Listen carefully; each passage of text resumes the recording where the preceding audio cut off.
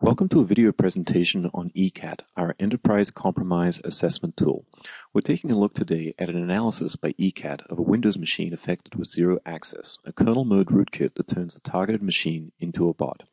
By using ECAT's live memory analysis, network traffic capture, and ability to trace and display code hooking and the subsequent injected code, we can dive deep under the hood of ZeroAccess's inner workings and use that data to identify other potentially compromised machines on the network.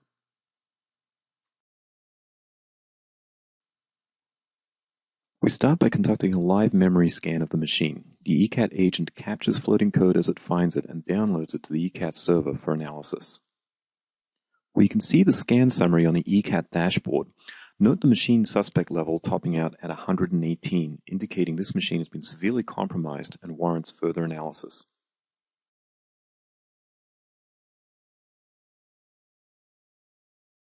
To investigate further, we drill down on the driver details and see that 3 floating drivers were found in memory. With one driver, there's a mismatch with what we expect to find on disk, and 2 others have no associated files on disk. We also see that multiple DLLs have been injected into legitimate Windows processes.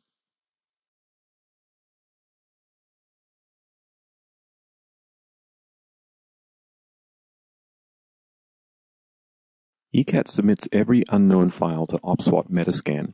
If one of the 8 or more AV engines in Metascan identifies the file as part of known malware, that result is incorporated into the machine suspect level, as shown here.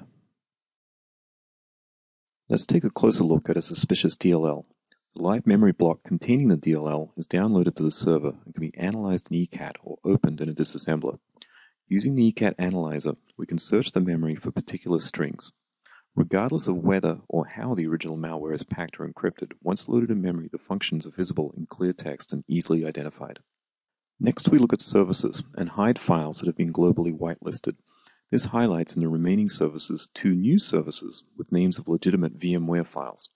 In addition to the whitelisting known good files by hash, ECAT also does server-side validation of file signing certificates. However, we can see here that one of the files has an invalid signature, indicating compromise. Below services, we see a list of autoruns. First, we hide any autorun with a suspect level of less than or equal to 1, in other words, non-suspicious files. This leaves one autorun displayed inside WinLogin with a raised suspect level. When we look at inline hooks, we see one process with a high suspect level. The graphical parser at the lower right shows the hook on a dialog function. Clicking on the Code Difference tab, we can see the code that was found in memory compared to what was expected from the file on disk. If this hooked code was present on multiple machines, that would be displayed in the module info section. We can also see that there is an invalid kernel object found associated with floating code, and that there are multiple threads running because of the previously observed code injection. Again, the suspect level is raised on each process, raising the overall machine suspect level. Finally, we can see that one process has a network connection.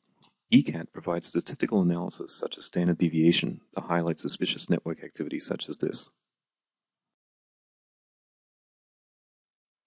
To conclude, we showed how ECAT scanned a machine compromised by the ZeroAccess rootkit and gave a high machine suspect level indicating compromise. Drilling down, we found multiple instances of code injection and viewed the hooked code. By comparing what was loaded in memory with what was on disk, validating signed code, as well as analyzing the network traffic, ECAT provided a thorough analysis of how ZeroAccess had compromised the endpoint. From this analysis, ECAT could identify other similarly compromised machines on the network. Thank you for watching, and please check out our blog on our website or subscribe to our newsletter and YouTube channel for future updates.